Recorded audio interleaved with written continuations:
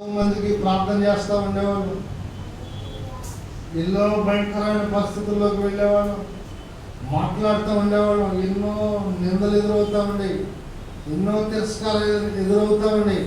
అయినను వాటిని మేము లక్ష్యపెట్టగా వెళుతూనే ఉండేవాళ్ళు. ప్రార్థన చేస్తాను, ఎందుకంటే వారి సాక్ష్యం అంటే మాకు ఎంతో సంతోషం.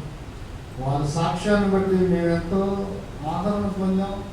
ఇంకా దేవునిలో వినలేని ప్రేమ వారు సాక్ష్యం చెబుతూ ఉన్నప్పుడు, దేవుడు చేసిన కార్యాన్ని వారు తెలియజేస్తూ ఉన్నప్పుడు, వారిని బట్టి దేవుడు అంటే మాకు ఎంతో ప్రేమ కలుగుతూ ఉంది. చాలా చాలా ప్రాంతంలో దగ్గర శ్రీకాకుళం దగ్గర లంకపల్లెలో ఊరు, అక్కడికి వచ్చి వారి సాక్ష్యాన్ని పంచుకున్నప్పుడు, దేవుని దగ్గరికి వచ్చిన ప్రారంభ దినాల్లో మేము ఆ సాక్ష్యాలు విని పెనమలూరు వచ్చి సాక్ష్యాన్ని చెప్పి స్వార్థ ప్రకటిస్తూ ఉన్నప్పుడు ఇవన్నీ కూడా విని ప్రభువుని బట్టి మేమంతో, ప్రభు చేసిన కార్యాలను బట్టి మేమంతో సంతోషపడుతూ ఉండేవాళ్ళం, ఆదరించబడుతూ ఉండేవాళ్ళం.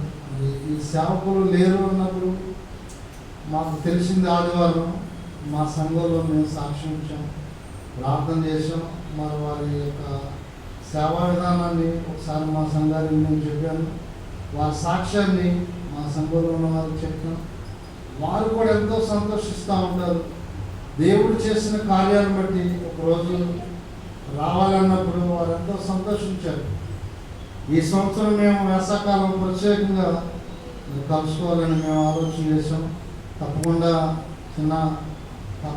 నేను వస్తానని చెప్పారు. పరిస్థితులు మరి లాక్డౌన్ రావడం మేము కలుసుకోలేకపోయాం. ఏదేమైనా సరే ఈరోజు ఈ సంగతులు చెప్పడానికి దేవుడు నడిపించాడు. రాయబడతా ఉంది, ఇక